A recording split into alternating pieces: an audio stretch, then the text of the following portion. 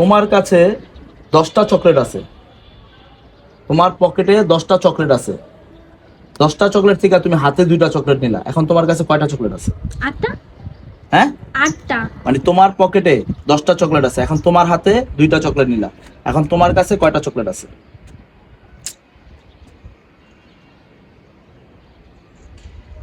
পারি না।